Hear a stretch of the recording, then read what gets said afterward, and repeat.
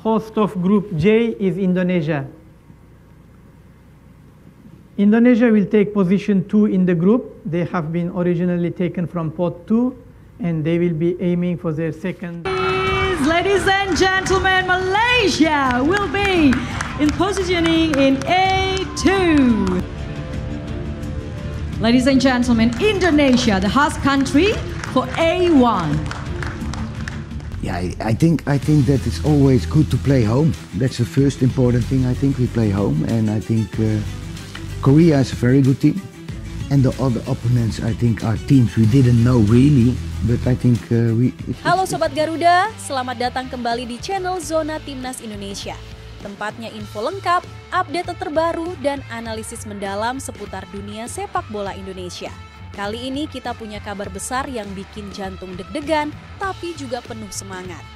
Timnas U33 Indonesia resmi tergabung satu grup dengan Korea Selatan dalam kualifikasi Piala Asia U33 2026.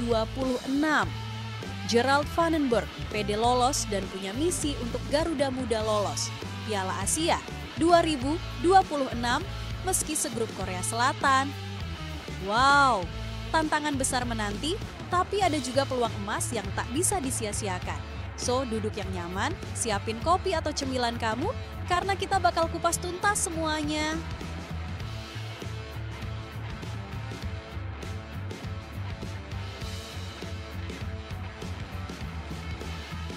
Malaysia tolak undangan uji coba dari Indonesia, tapi akhirnya harus dipaksa datang ke Jakarta.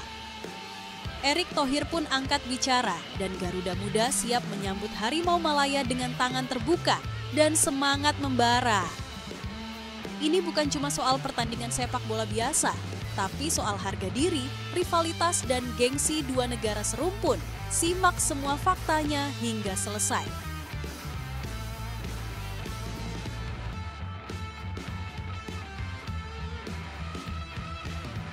Ini baru mantap. ASEAN Cup U23 2025 resmi akan dilaksakan. Indonesia jadi tuan rumah. Dan lebih panasnya lagi, kita satu grup dengan rival abadi Malaysia. Dan ya, pertandingannya akan digelar langsung di SUGBK. Kata Ketum PSSI, Erick Thohir, ini saatnya kita tunjukkan bahwa SUGBK bukan sekadar stadion, tapi benteng merah putih yang menakutkan. Simak beritanya hingga selesai.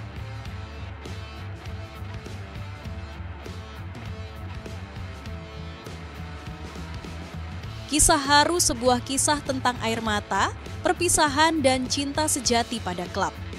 Yup, ini tentang Kevin Dix, pemain timnas Indonesia yang harus mengucapkan selamat tinggal pada FC Copenhagen. Dan percaya deh, tangis Kevin Dix bukan cuma air mata biasa. Itu adalah tangis seorang pria yang meninggalkan rumahnya selama 4 tahun. Simak ungkapan harunya hingga selesai.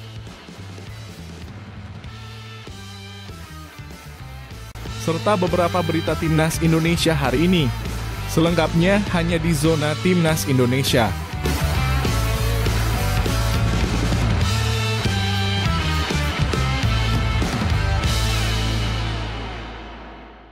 Sebelumnya jangan lupa subscribe channel ini supaya tidak ketinggalan berita Timnas Indonesia.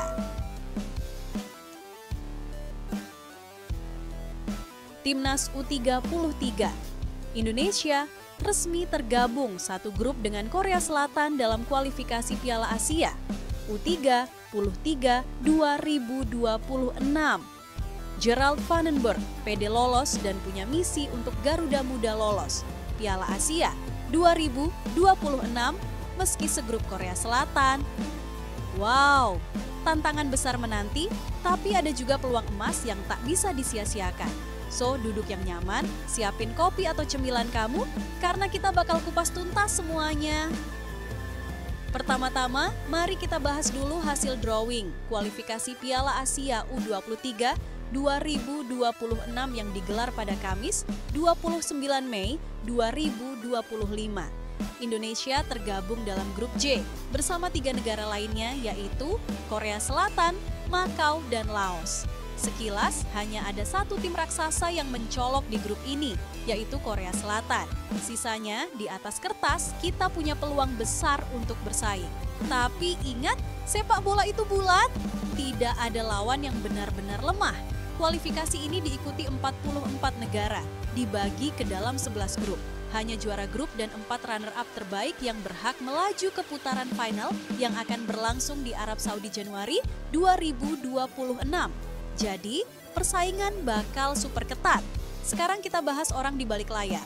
Gerald van den Berg, pelatih timnas U33 Indonesia. Sosok yang satu ini bukan pelatih sembarangan.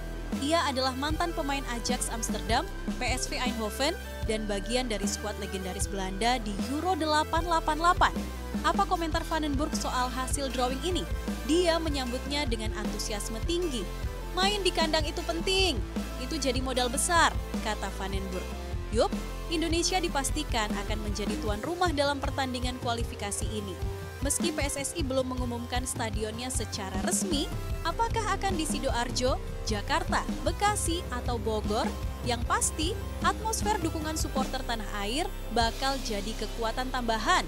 Soal lawan, van den Berg secara jujur bilang, Korea Selatan adalah tim yang sangat kuat. Sedangkan Makau dan Laos belum terlalu dikenal, tapi tetap harus diwaspadai. Yang menarik, meski sadar Korea Selatan sangat kuat, van den Berg tak ingin sekadar jadi runner-up. Dia menegaskan targetnya jelas, juara grup. Sekarang kita bahas Korea Selatan, si raksasa Asia. Timnas U23 mereka dikenal dengan kekuatan fisik, stamina tinggi, organisasi permainan yang rapi, dan teknis pemain yang mumpuni. Mereka langganan lolos ke Olimpiade dan sering jadi juara di level Asia. Tapi, bukan berarti mereka tak bisa dikalahkan.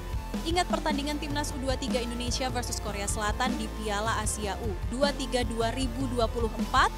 Kita menang lewat adu penalti dan menciptakan sejarah. Artinya, Garuda Muda sudah berada di level yang layak bersaing. Jangan takut dengan nama besar. Justru ini saatnya menunjukkan bahwa Indonesia bukan lagi tim penggembira. Van den Berg menyebutkan bahwa menghadapi lawan kuat adalah ujian yang harus dihadapi jika ingin jadi juara. Oleh karena itu, dia berencana melakukan persiapan matang dan menyusun strategi agar Timnas U23 bisa tampil optimal. Kelebihan bermain di kandang harus dimaksimalkan. Dukungan supporter, adaptasi dengan cuaca dan lapangan, kondisi psikologis pemain yang lebih nyaman. Dan jangan lupa, van den Berg adalah pelatih dengan pengalaman Eropa. Pola pikirnya modern dan pendekatannya ke pemain juga penuh motivasi. Kita sebagai supporter punya peran penting. Saat Garuda Muda bertanding nanti, ayo kita tunjukkan bahwa dukungan kita tak kalah dari fans di Eropa atau Korea. Beri semangat, beri kepercayaan, dan jangan cepat menyalahkan kalau ada kekurangan. Kita lagi bangun fondasi sepak bola jangka panjang. Jadi dukungan konsisten itu penting banget.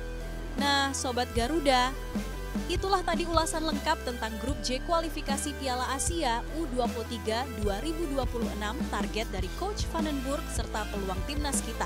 Sekarang giliran kamu untuk menyuarakan pendapatmu. Menurut kalian, apakah Indonesia bisa menjadi juara grup meski satu grup dengan Korea Selatan? Siapa pemain yang menurutmu wajib dipanggil van den Berg untuk menghadapi laga-laga penting ini?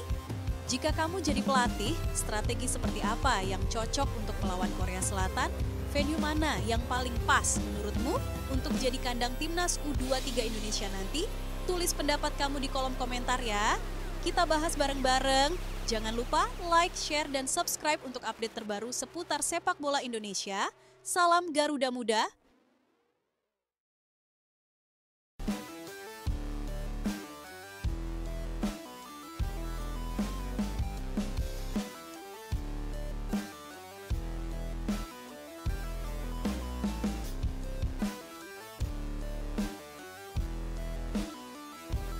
Malaysia tolak undangan uji coba dari Indonesia, tapi akhirnya harus dipaksa datang ke Jakarta. Erick Thohir pun angkat bicara dan Garuda Muda siap menyambut Harimau Malaya dengan tangan terbuka dan semangat membara. Ini bukan cuma soal pertandingan sepak bola biasa, tapi soal harga diri, rivalitas, dan gengsi dua negara serumpun. Simak semua faktanya hingga selesai. Kita mulai dari kabar yang mengejutkan. PSSI lewat ketua umumnya, Erick Thohir, mengungkap bahwa Malaysia menolak undangan Indonesia untuk menggelar laga uji coba pada FIFA Matchday bulan September 2025. Padahal Indonesia juga mengundang Kuwait dan Lebanon. Kedua negara ini menyambut baik ajakan tersebut, tapi Malaysia menolak. Kenapa? Alasannya tidak dijelaskan secara rinci, tapi Erick Thohir menyebut Malaysia punya pertimbangan lain. Apakah karena takut kalah atau memang jadwal mereka padat? Yang jelas, ini bikin banyak fans kecewa dan penasaran. Kalau bicara Indonesia versus Malaysia, ini bukan sekadar pertandingan biasa.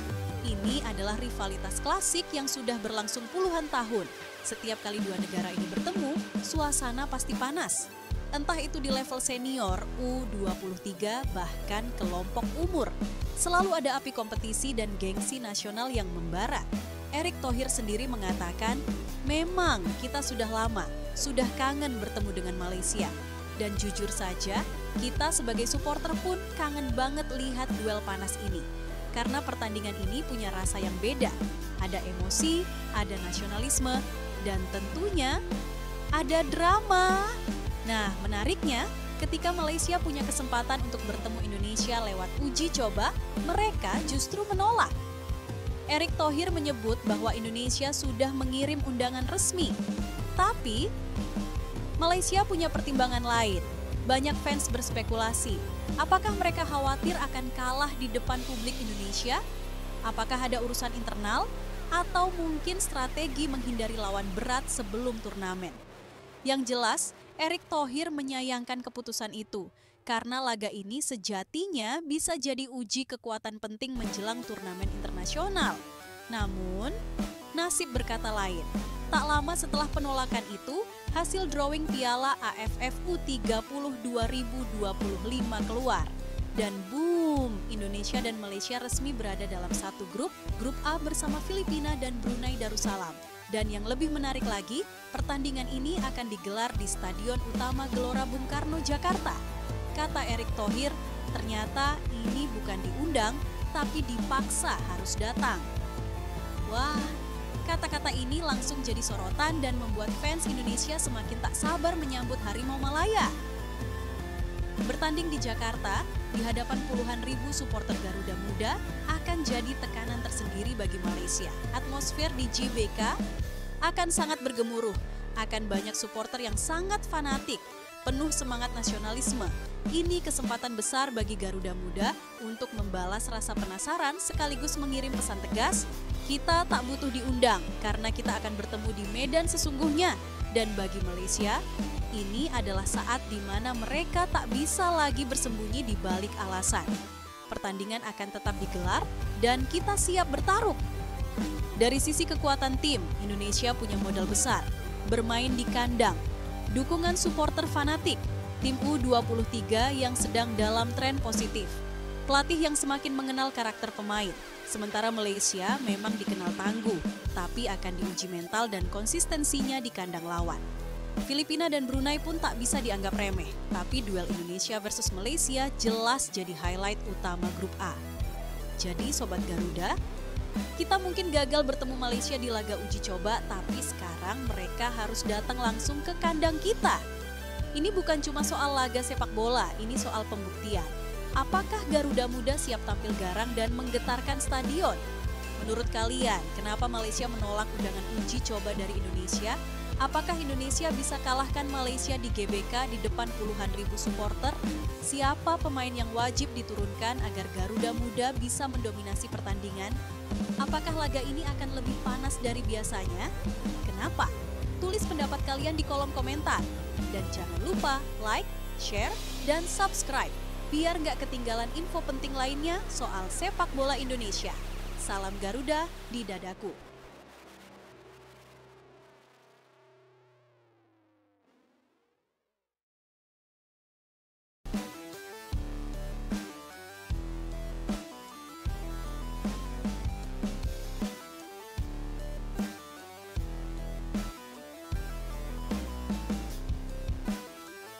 Ini baru mantap. ASEAN Cup U23 2025 resmi akan dilaksakan. Indonesia jadi tuan rumah.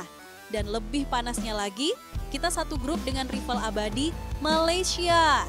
Dan ya, pertandingannya akan digelar langsung di SUGBK. Kata Ketum PSSI, Erick Thohir, ini saatnya kita tunjukkan bahwa SUGBK bukan sekadar stadion, tapi benteng merah putih yang menakutkan. Simak beritanya hingga selesai. Oke, mari kita mulai dengan gambaran besar dulu. ASEAN Cup U23 2025 akan digelar dari tanggal 15 hingga 31 Juli 2025. Indonesia resmi ditunjuk sebagai tuan rumah oleh AFF dan akan menggunakan dua venue utama. Stadion Utama Gelora Bung Karno, SUGBK, dan Stadion Patriot Candrabhaga.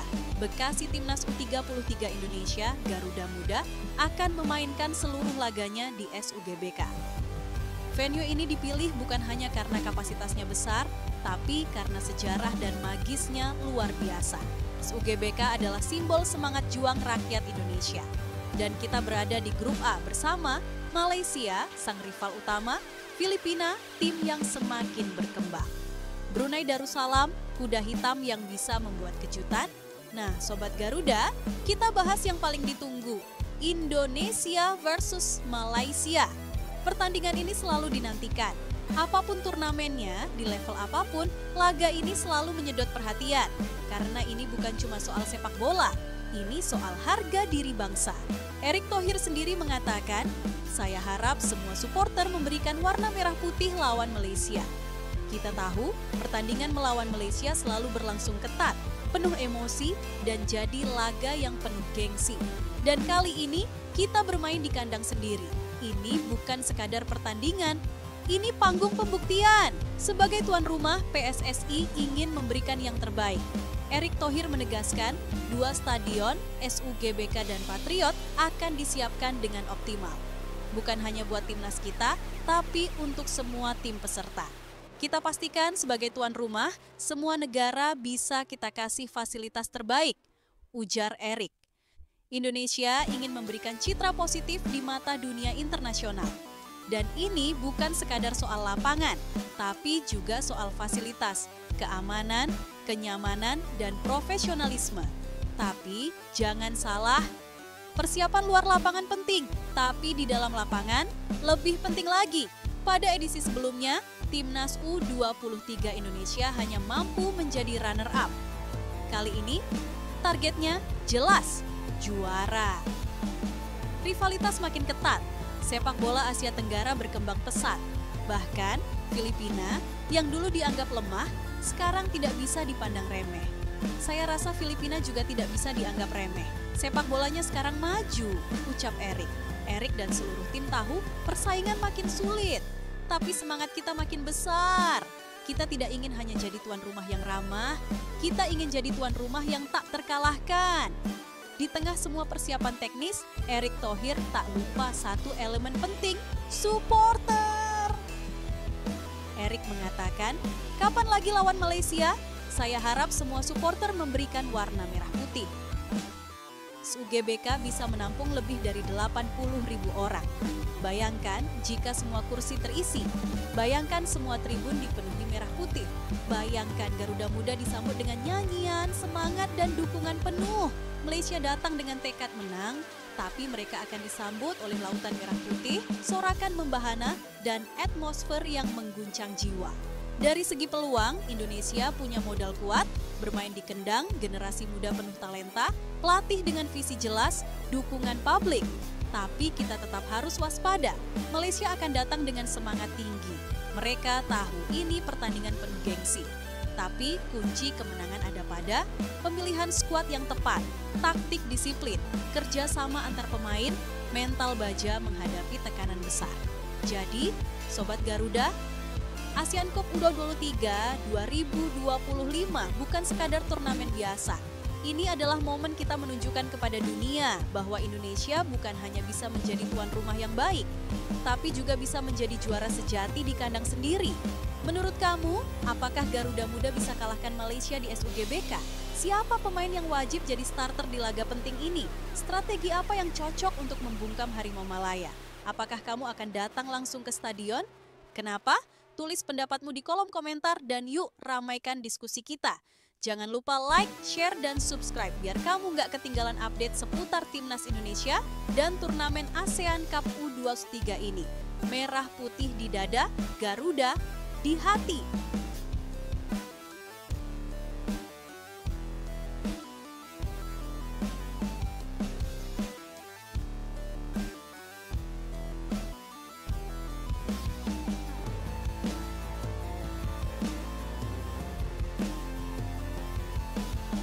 Kisah haru, sebuah kisah tentang air mata, perpisahan, dan cinta sejati pada klub.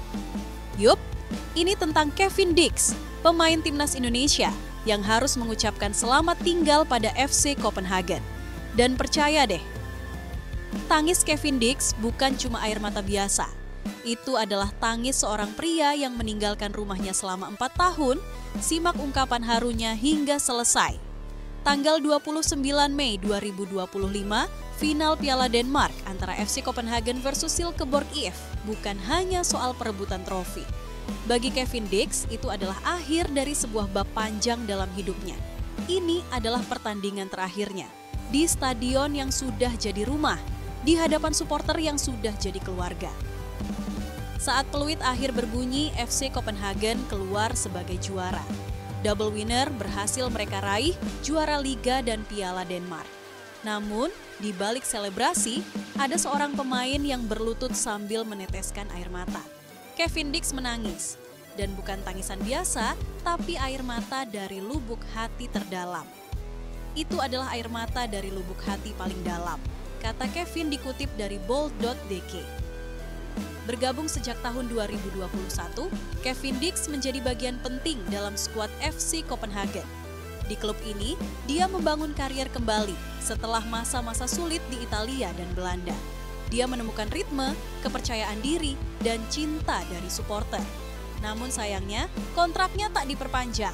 Bukan karena performa buruk, tapi karena dinamika tim, rencana jangka panjang, dan takdir sepak bola. Saya benar-benar hancur. Saya tidak memiliki kendali atas sepak bola dalam membantu tim, ujar Kevin ketika tahu kontraknya tak diperpanjang sejak April lalu. Bayangkan, pemain yang setiap hari berlatih, memberi segalanya, tahu bahwa karirnya di sana akan berakhir. Sakitnya? Tak bisa dibayangkan. Usai laga final, suasana haru menyelimuti stadion. Kevin berdiri di tengah lapangan, dikelilingi rekan satu tim, pelatih, staf, dan supporter yang ikut larut dalam emosi. Saya tidak akan mengatakan semua yang mereka katakan, tapi yang paling berkesan adalah ucapan terima kasih atas waktu dan kenangan indah, kata Kevin. Dan ketika satu demi satu rekan menyampaikan pesan pribadi, Kevin tak kuasa membendung tangis.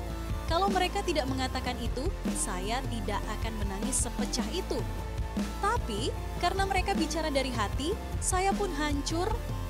Itulah sepak bola, teman-teman. Bukan hanya tentang gol dan assist, tapi juga tentang keluarga, persaudaraan, dan perasaan tulus. Kehidupan Kevin di FC Copenhagen 6 bulan terakhir tidak mudah. Cedera panjang, kehilangan posisi inti, ketidakpastian masa depan, tekanan dari berbagai sisi termasuk soal naturalisasi dan keputusannya membela Timnas Indonesia. Dia bukan hanya sedang berjuang di lapangan, tapi juga di dalam dirinya sendiri.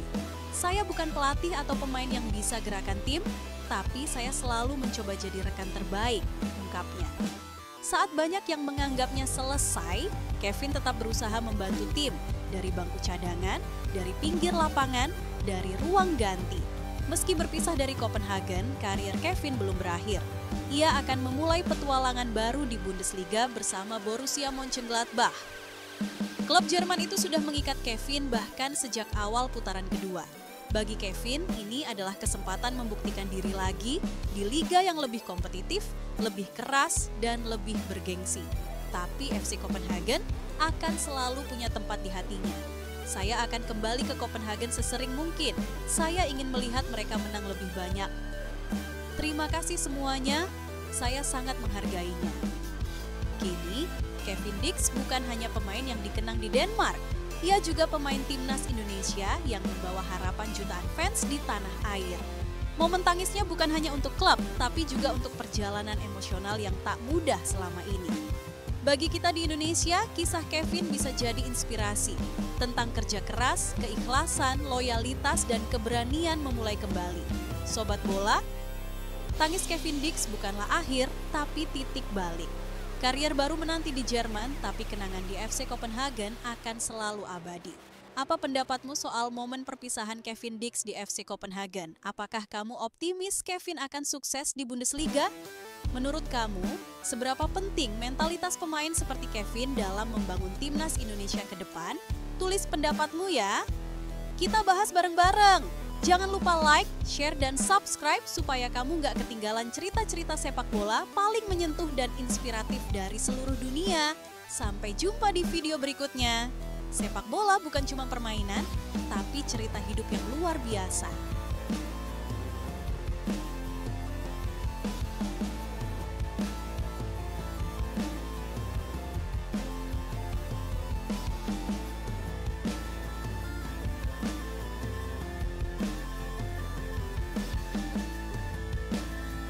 Bikin heboh di media sosial, kacamata unik yang dikenakan kiper timnas Emil Audero.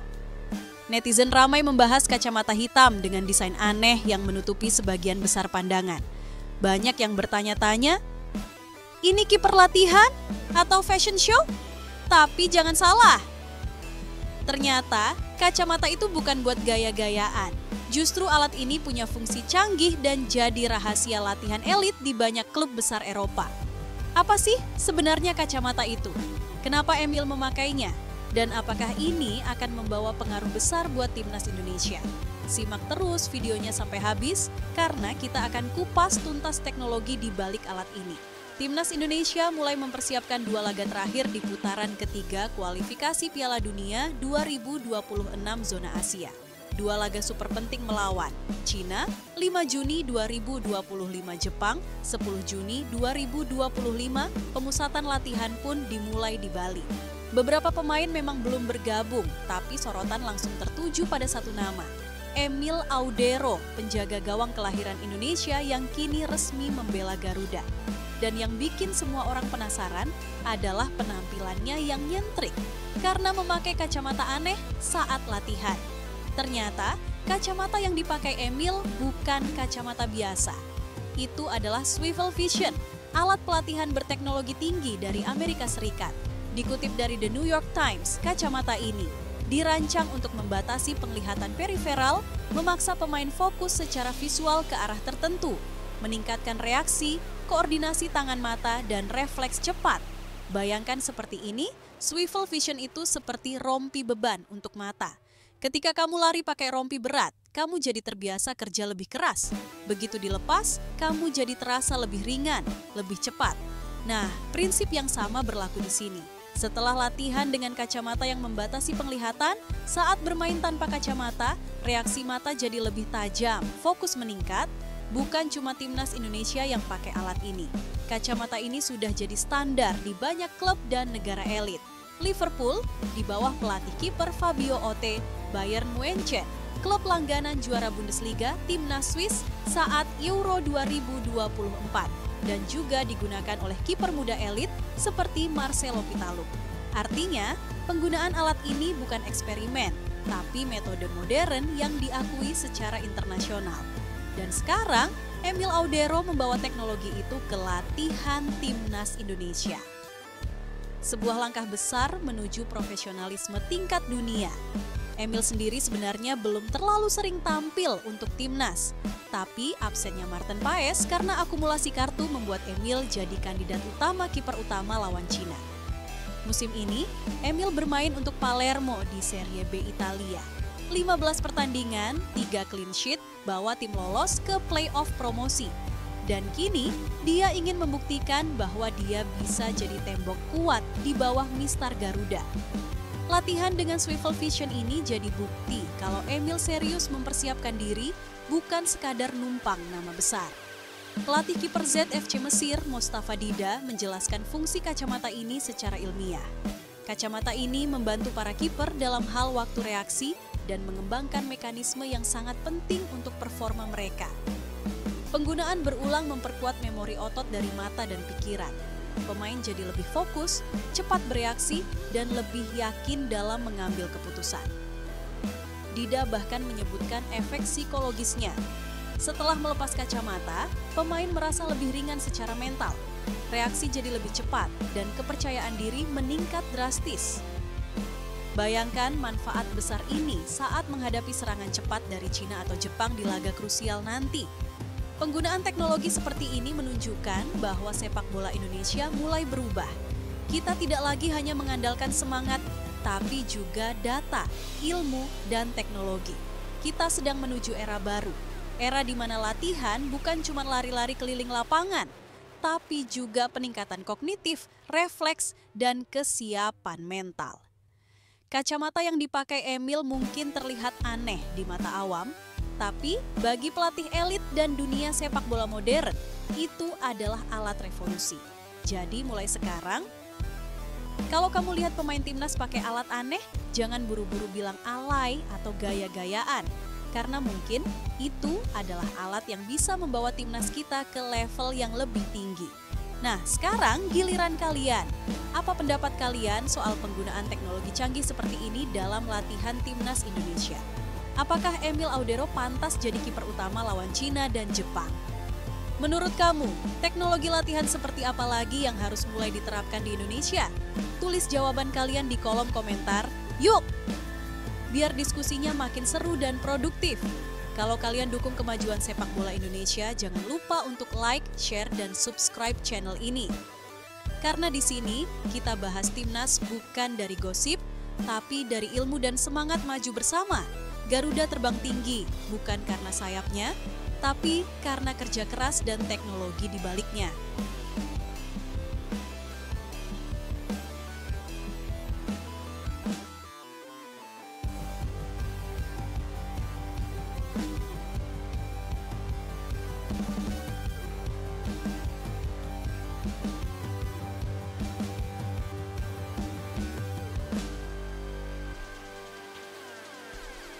Ada satu pertemuan penting, sebuah percakapan empat mata yang bisa jadi awal revolusi besar-besaran dalam sepak bola Indonesia.